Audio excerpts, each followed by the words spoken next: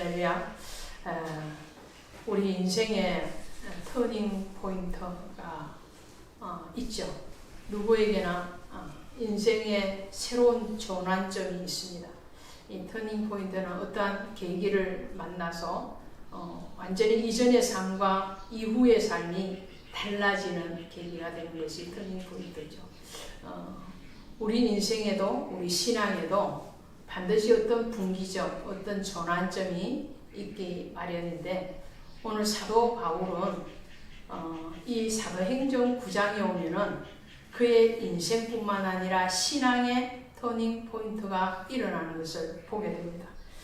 이 9장 이전에, 그러니까 9장 9절 이전에는 사도 바울이라는 사람은 사울로 호칭이 되어집니다. 지금도 사울이 이렇게 시작을 하죠. 이 사울이 바울이 되기까지 전환점, 이름임을 통해서 그 사람의 인생이 나타나기도 하죠. 이 사울이라는 이름의 뜻은 요구하여 얻은 자, 또 요구하는 자, 큰 자, 이런 뜻을 가지고 있어요. 근데 사울이 바울이 되는 것이 사도행전 13장 9절에 가면 바울이라고 하는 사울이 성령이 충만하여 이렇게 나오거든요. 사도행전 13장 이제 이방 전도 선교 사역을 본격화하기 시작하면서 이름이 사울에서 바울로 명칭이 변경돼서 이후로 계속 이제는 바울로 이렇게 나옵니다. 자신을 소개할 때도 나 바울은 이렇게 소개를 하거든요. 그 바울이라는 이름의 뜻이 뭐냐면은 작은 자, 이런 뜻을 가지고 있어요. 큰 자였다가 작은 자, 무엇이 큰 자이고 무엇이 작은 자일까요? 주님 앞에 이전에는 교만한 마음을 가지고 있어요. 내가 최고다. 사람 앞에서도 교만함이 가득 찼죠. 나는 바리새인 중에서도 바리새인, 율법 중에서도 내가 그 율법에 능통한 자이고, 나는 히브리인 중에서도 히브리인이고, 자기의 가문과 학벌과 지식과 또 신앙의 어떤 연륜, 이런 것들에 대해서 굉장한 교만이 꽉 차 있을 때의 모습이 사울의 모습이었다면, 이제 그 모든 것들이 아무것도 아니었다는 것을 깨달아지는 거예요. 그래서 주님 앞에 나는 큰 자가 아니고 작은 자입니다. 심지어 이 모든 사도들 중에서도 가장 작은 자예요. 또 모든 죄인 중에서는 내가 우두머리다. 죄인 중에 죄인, 이전에는 사울일 때는 어때요? 나는 의인 중에 의인이고, 나는 잘난 사람 중에서도 잘난 사람, 나는 똑똑한 사람 중에서도 똑똑한 사람이고, 자기 교만, 자기의가 충만했던 그 사울의 모습을 이제는 이 9장을 계기로 해서 나는 정말 연약한 자입니다. 내가 주님 앞에 자랑할 거라고는 나의 연약함밖에 자랑할 것이 없습니다. 내 잘난 것이 하나도 없습니다. 전에는 세상 것들을 자랑했습니다. 세상의 학식과 지식과 학벌과 가문과 또 자기가 가지고 있는 권력과 부, 이런 것들을 자랑하는 사람이었다면, 이 9장을 계기로 해서 이제는 이런 세상 것들은 다 배설물같이 버려. 난 배설물같이 버렸다. 아낌없이 버려. 아무것도, 그것이 아무것도 아니야. 이제는 정말로 자랑할 것이라면 나의 연약함을 자랑하는 것이고, 또 하나는 주 예수 그리스도만을 자랑하기로 작심한다. 이것이 사울에서 바울로 넘어가는 터닝 포인트가 일어난 것이 이 9장인데, 이 9장이 어떤 자리인가? 다메섹이라는 자리죠. 이 다메섹. 오늘날 시리아의 수도이기도 합니다. 지역적으로는 시리아의 수도이기도 하지만, 이 다메섹이라는 원어의 뜻을 보면은 피자루 혹은 보석 주머니, 이런 뜻을 가지고 있어요. 네, 부활하신 주님이 이 사울을 만나러 오시는 거죠. 9장에서 사울을 만나서 부활하신 주님이 그 사울을 부르시죠. 사울아, 사울아, 내가 어찌하여 나를 하느냐?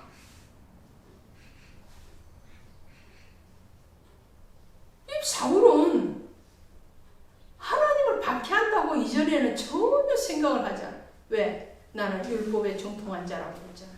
율법에 정통한 자. 나는 하나님에 대해서 바르게 알고 있는 사람이고. 그래서 그 바르게 알미 뭐냐? 율법을 행하지 않는 자를 잡아서 죽이는 것이 사울이 했던 일들. 오늘 다메섹으로 왜 내려가느냐? 주의 제자들, 12제자를 비롯한 예수님을 따라다녔던, 그리고 예수님의 복음을 전하고 있는 그 제자들을 잡아서 감옥에 가두고 때로는 스데반처럼 죽음의 자리에 내어주기까지 하려고 사울은 지금 창과 칼과 군대를 이끌고 지금 기독교를 핍박하기 위해서 달려가는 길에 부활하신 주님이 나타나요. 사울아 사울아 내가 어찌 나를 박해하느냐 이렇게 물으시단 말이에요. 내가 언제 박해했습니까? 내가 박해하는 그 교회를 박해하는 것은 곧 나를 박해하는 것이다. 교회를 핍박하고 교회를 박해하고 성도들을 무너뜨리려는 것이 바로 그리스도 예수를 박해하는 것이고 예수를 무너뜨리는 것과 동일하다. 주님이 그렇게 말했어요. 이 다메섹 피 잡으라고 했잖아요. 그리고 보석 주머니의 뜻을 가지고 있는데 부활하신 주님이 이 사울의 완고함 그리고 자기 의로 충만하 있고 율법주의에 푹 처려 있는 이 사울을 만날 때에 다른 어떤 장소도 아니고 다메섹에서 만났다는 거예요. 뭘 가르쳐 주시기 위해서요? 예수 그리스도의 보혈을 의지하지 않고는 너의 진정한 보석이 이 땅에 있는 것이 보석이 아니고 하늘에 있는 것이 보석이다라는 것을 알게 하기 위해서. 그래서 이 사울은요, 이전에는 율법주의자였습니다. 그 율법으로 박해하고 핍박하는 그리스도인들을 박해하고 교회를 박해하고 더 나아가서 오늘 주님의 말씀처럼 예수 그리스도를 핍박하고 박해하는 자였는데 다메섹에서 부활하신 주님을 만나고 난 뒤에 진정한 가치를 알게 됩니다. 인생의 가치를 알게 되고 신앙의 강이 어떻게 잘못되었는지를 알게 되는 거죠. 이전에는 하나님에 대한 중대한 오류자였다면 9장의 다메섹 이후에 사도 바울이 변화되어지고 난 뒤에는 하나님에 대한 바른 이해자요 율법주의자에서 복음주의자로 바뀌어졌습니다. 박해자요 포악자요 비방자였던 이 사울이 이제는 복음을 위해서라면 모든 것을 배설물로 버리고 또 뿐만 아니라 자기의 목숨까지라도 아끼지 않는 순교자의 자리로 터닝 포인트를 하는 것을 보게 됩니다. 오늘 이러한 복이 있기까지 이 사울과 또 바울의 이 터닝 포인트가 있기까지는 무엇이 있었는가? 다메섹에서 만나주시는 그리스도 예수가 있었습니다. 할렐루야. 그리스도 예수의 강권적인 사랑이 있어요. 그래서 고린도후서에 가면은 고린도후서 5장에 하나님의 사랑이 나를 강권하시는 것. 자, 고린도후서 5장 합니다. 고린도후서 사도 바울이 변화되어지고 난 뒤에 하나님의 복음을 전할 때에 이렇게 말을 하는 거예요. 자기 경험을 담아서 할 때에 5장 고린도후서 5장 14절 보세요. 14절. 그리스도의 사랑이 우리를 강권하시는도다. 할렐루야. 강권하시. 그리스도의 사랑이 강권. 자, 바울은 지금 사울일 때에 다메섹에 나타난 목적이 뭐였다고요? 박해자요, 폭행자요, 비방자요, 교회를 박해하고 성도들을 박해하고 제자들을 가두고 채찍질하기 위해서 다메섹에서 온 사람이에요. 자기 의로, 율법으로. 그런데 부활하신 주님, 하나님의 사랑이 강권해서 이 사울을 멈춤하게 하고 그 인생과 신앙이 새로운 전환점을 맞게 하는 거예요. 이 말씀은 이런 거예요. 율법으로는 우리가 구원을 받을 수가 없고 우리의 열심으로는 하나님을 만날 수가 없지만 하나님이 우리를 강권하실 때, 여기서 강권한다는 것은 둘러싸고 밀어낸다 이런 거예요. 자, 물이 있잖아요. 시냇물이나 아니면 얕은 바닷가나 강가에서는 물이 얕을 때는 내 마음대로 움직이잖아요. 발목신앙, 무릎신앙, 그 정도의 신앙일 때, 그 정도의 은혜일 때는 내가 가고자 하는 대로 가는. 개울물은 내가 마음대로 저벅저벅 걸어도 다녀도 되고 헤엄쳐도 되고 내 마음대로 하는. 그런데 그것이 아니고 홍수같이 밀려오는 파도가 넘칠 때는 내 의로 그 물을 어떻게 이기고 나올 수가 없는 거예요. 그 물결에 떠밀려서 사람이 가잖아요. 그런 걸 강권한다는 거예요. 하나님의 사랑이 우리에게 부어질 때에, 하나님의 사랑이 우리를 움직여갈 때는, 우리를 인생의 터닝 포인트로 만들어갈 때는 내 의대로, 내 자의대로 만들어지는 것이 아니고 어떤 계기를 주시는데, 그 계기는 하나님의 강권하신 사랑, 밀어내고 둘러싸서 하나님의 구속의 사랑으로 내 의, 그 사람의 의, 그 사람의 인생의 어떤 좌표로대로 움직이는 것이 아니라 하나님의 좌표대로, 하나님의 목적지로 밀고 가는 거예요. 홍수가 밀려오듯이 파도가 아주 험난하게 몰아칠 때에 그 속에 있는 작은 물고기는 자기 힘들로 움직이는 게 아니고 그 물결에 휩쓸려서 움직여져 가는 것처럼 하나님의 사랑이 강권하시는도다. 오늘 강권하신 그 하나님의 사랑이 여러분과 함께 하기를 원합니다. 아멘. 여러분과 함께. 그래서 이 강권하신 하나님의 사랑을 경험한 사울이 이제는 내가 나 된 것은 그리스도 예수로 되었다라고 고백을 하는 거예요. 여러분에게 뿐만 아니라 교회에도 터닝 포인트가 있습니다. 어떠한 계기를 통해서 정말로 이전과의 전혀 다른 사역으로 전환되어지는 그런 계기가 마련이 되어지죠. 베드로에게도 터닝 포인트가 있었습니다. 베드로에게 터닝 포인트의 장소는 어디? 갈릴리죠. 사도 바울의 터닝 포인트의 장소는 다메섹이었다면 베드로의 터닝 포인트의 장소는 갈릴리입니다. 이 갈릴리에서 주님이 찾아오셔서 베드로를 불러내셔서 이제는 너로 사람 낚는 어부가 되게 하리라 말씀을 하시고, 그럼에도 불구하고 베드로는 예수님을 따랐던 그 3년 6개월 가량 되는 시간 동안에 주님을 제대로 알지 못했습니다. 적극적으로 신앙의 고백도, 위대한 성령의 그런 고백도 했죠. 주는 그리스도시요 살아계신 하나님의 아들입니다. 주님이 어디로 가시든지 함께 하겠습니다. 그런데 그것은 주님이 십자가를 지실 때 물거품처럼 다 쓰러졌어요. 그에게 다시 부활하신 주님이 오셔서 내가 나를 사랑하느냐, 내가 나를 사랑하느냐, 내가 나를 사랑하느냐, 이 세 번의 질문을 통해서 베드로는 그의 신앙이 터닝 포인트가 일어나게 됩니다. 이전에는 자신의 어떤 욕구를 채워줄 인간 왕, 유대 왕으로 오실 주님을 바라보고 갔다면, 부활하신 주님을 만났던 그 갈릴리에서 사랑의 고백이 일어나고 난 뒤에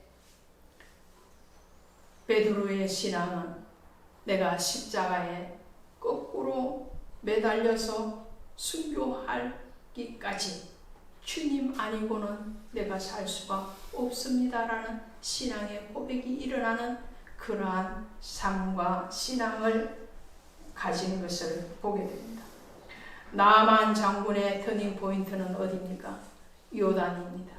요단강입니다. 7번 물에 몸을 담그고 올라오기까지 나아만 이 엘리야가 하나님의 선지자임에도 불구하고 자기를 높여주기를 원했습니다. 자기를 영접하고 자기를 정말로 어떤 지배국의 대단한 나라의 장군으로서 융숭하게 대접해 주기를 원해요. 그러나 7번 요단에서 몸을 담그고 그의 문둥병이 나병이 깨끗하게 치유되는 경험을 통해서 나아만은 비로소 하나님이 우리의 모든 것을 아실 뿐만 아니라 지으시고 치유하시는 분이라는 것을 알고 그의 신앙 안으로 들어오는 것을 보게 됩니다. 삭개오의 터닝 포인트는 어디입니까? 그것은 무화과 나무입니다. 주님이 삭개오에게 오셔서 삭개오야 내려오라. 내가 오늘 내 집에 유하여야 되겠다. 그 말씀을 하실 때 삭개오는 그의 인생에서 여지까지 만나보지 못했던 사랑의 주님을 만나게 되고 그의 인생이 이제는 물질을 쫓아가는 인생이 아니라 주님을 쫓아가는 인생으로 변화되어지게 됩니다. 오늘 이런 변화가 저와 여러분에게 우리 교회 위에 사역 위에 있기를 원합니다. 반드시 인생은 전환점을 맞아야 됩니다. 전환점을 맞아야지 새로워지고 그 새로워짐을 통해서 하나님의 위대한 하나님의 역사뿐만 아니라 우리의 삶을 거룩하고 정결하게 만들어가고 계실 줄로 믿습니다. 고린도후서 5장 17절에 사도 바울이 자신이 정말 하나님의 사랑에 감건되어지고 경험되어진 그 경험을 통해서 가장 위대한 한 줄을 내어줍니다. 그런 저 누구든지 그리스도 안에 있으면 새로운 피조물이라. 할렐루야. 사울은 다메섹에서 새로운 피조물이 되었습니다. 인생의 전환점, 신앙의 전환점이 변화되어 이전과 차원이 다른 인생, 차원이 다른 사도의 길을 걷게 됩니다.